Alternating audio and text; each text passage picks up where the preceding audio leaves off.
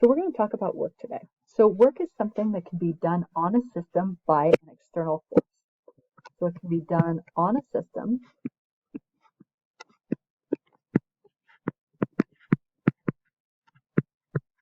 by an external force.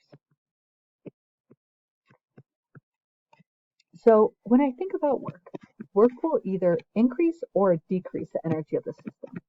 So work will increase or decrease energy of the system.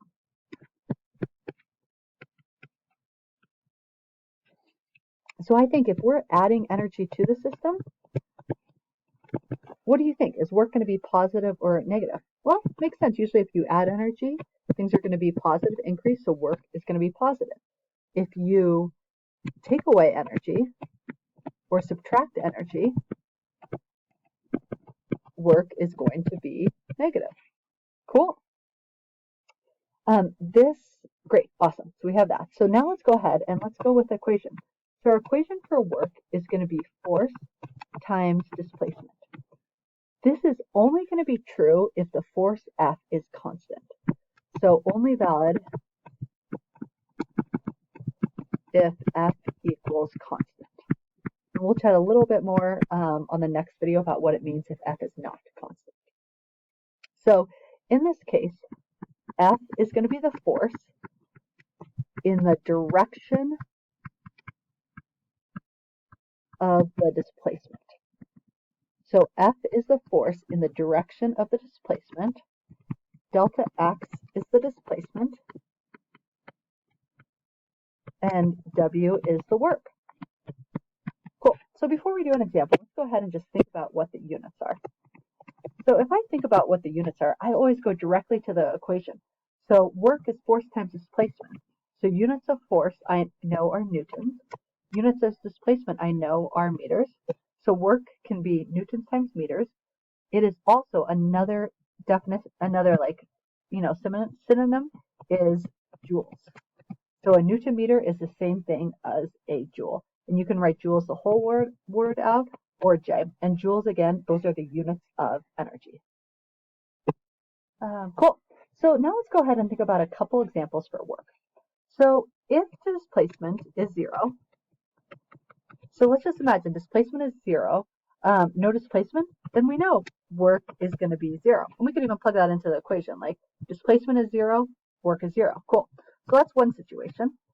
Let's look at another situation. Cool.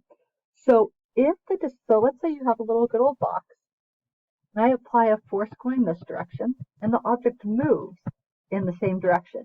If the object moves in the same direction as the force applied, then the work is positive. So I'll write that down. So if delta X is in same direction of force, work is positive. Cool. Let's look at the opposite example. So I'll call this example 3. So if, let's say, the force is pointing, let's say, this way. So we have a force to the right, but the object is moving to the left, and the displacement is to the left. In this case, the force and displacement are opposite directions. So if they're opposite directions, work is negative. And I want you to think to yourself, what is an example where the force is the opposite direction of the displacement? Is an opposite direction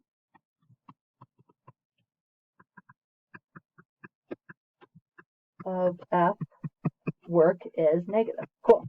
An example I thought of for like a force in the opposite direction of the displacement is friction. So friction is a great example of something that does negative work on a system, and it takes away energy from a system. Cool. Let's go ahead and look at the last portion. So we have what? Number 4. Cool. So in this case for number 4, so let's say we have right here, we have some force right here at an angle of 30 degrees. Awesome. So we have this force. Oopsie, sorry about that. We'll go back to where we are. Awesome. Cool. And let's say the object moves because of that force. The object moves that direction to delta x. And that delta x is kind of in the same direction as that force. So again, we know that for work, it's only the force in the direction of the displacement. I think to myself, The delta x is going along to the right. So the force, we need to look at the force in the x direction for that. So I'm going to go ahead, we have, in this case, it would be Fy and Fx. And we know Fx would be just what? F cosine of 30 degrees? Cool. So in this case, the work would just be Fx times delta x, and we know that Fx is F cosine of 30 degrees times delta x. Awesome. One more example I want to look at. I'm going to go ahead and call this. Cool. So let's go ahead and look at one more example. So I'm going to go ahead and call this example 4. So let's say we have some force right here, F, that is perpendicular to the direction it moves, and it moves along the x-axis along this direction. If the force and displacement are perpendicular, then we know that the work is 0. And I'll go ahead and write that as good. Perpendicular, then there is no work done. Cool. Thanks for watching. We will go ahead and keep going. Make sure you have these good old notes down, and then we're going to go ahead and solve one fun example problem together. Then we'll solve it. So we have Farmer Benton hitches his tractor to a sled loaded with firewood and pulls it a distance of 20 meters along level ground. The total weight of the sled and load is 14,700 newtons. The tractor exerts a constant 5,000 newton force at an angle of 36.9 degrees above the horizontal, as shown in figure 6.6b. That's the figure below. There is a 3,500 newton friction force opposing the sled's motion. Find the work done by each force acting on the sled and the total work done by all the forces. Awesome. So let's go ahead and look at this. So first thing we always know, we're dealing with forces. So we want to find work, but we're dealing with forces. So if we're dealing with forces, we are going to draw a free body diagram. There is nothing I love more than a free body diagram. Cool. So we know, okay, the total weight is 14,700 newtons. So that is going to be the Fg is 14,700 newtons. So then I know the mass. I'll just have to divide by 10 to get the mass. So the mass is what? 1,000. Oh my goodness, silly. I should just write it out. 1470 kg. Cool. Now let's see what other forces. The tractor exerts a constant 5,000 newton force. So this is force of tractor. I'll call that at what? 36.9 degrees. Awesome. 3,500 newton friction force. Okay, so let me draw that there. Force of friction equals what? 3,500 newtons. Cool. And then let's see, what other forces? And it's on a surface. So if it's on a surface, I know there is a normal force. Cool. Any other forces? Nope, that looks pretty darn good. And I will draw the displacement in there.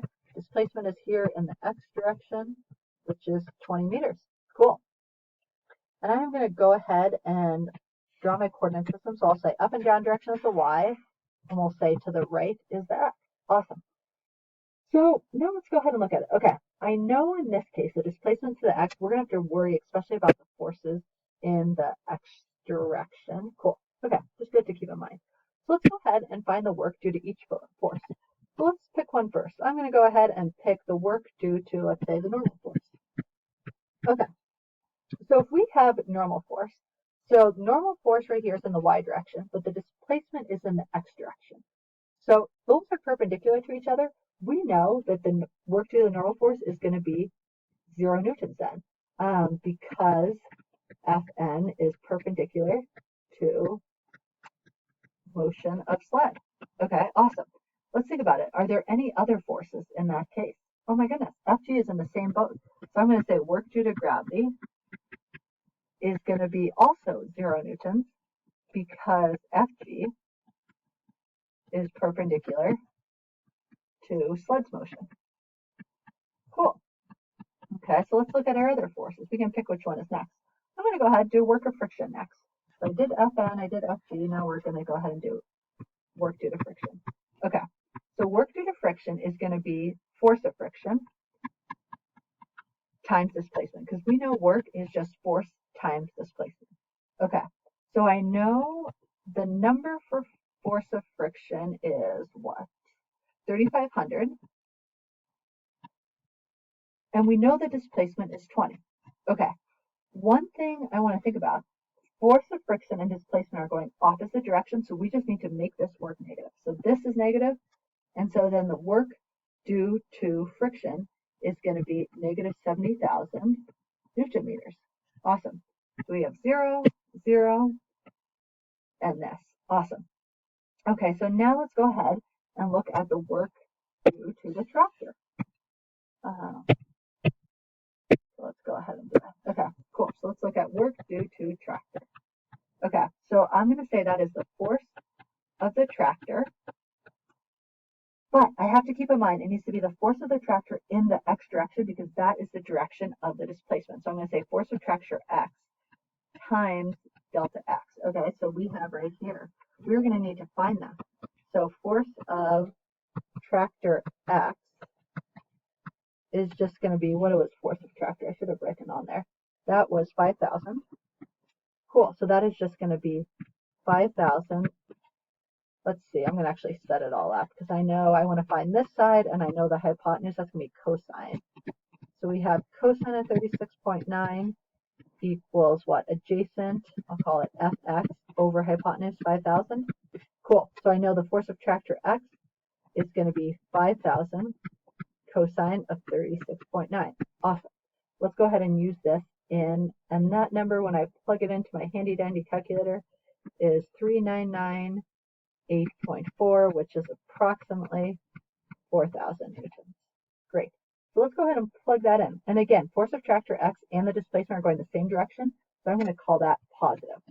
So we have 4,000 times 20, which is going to give us 80,000 Newton meters. Cool. Okay, so now let's think about it. If we want to find like the total, well, the cool thing is, in this case, we just add it all up. The cool thing about work is a scalar quantity, so we can just add up the size of the numbers and don't have to worry if it's like pointing like left, right, up, down, side to side, whatever. We just add it all together.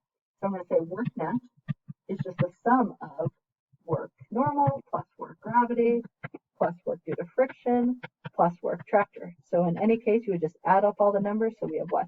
0 plus 0 plus negative 70,000 plus 80,000. And we are left with 10,000 Newton meters. Cool. So, or you could say 10,000 joules. Either of those would be totally fine. One thing I just want to point out, if you wanted to solve this differently, and you're welcome to think of other ways to do this, is we can also use the idea that work net is going to be the same thing as F net times the displacement. So we can find the net force in the direction it moves, because it's not moving in the y direction at all, so we're just dealing with x. So if we look at the net force in the x direction, we have what?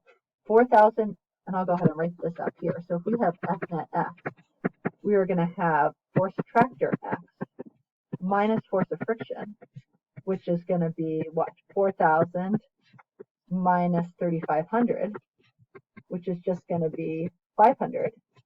So then we can just plug that in. So we have what? 500 times 20, which is also going to give us 10,000 Newton meters or 10,000 joules. So that's just another way to get the same answer, which is kind of fun. Awesome. Thanks for watching.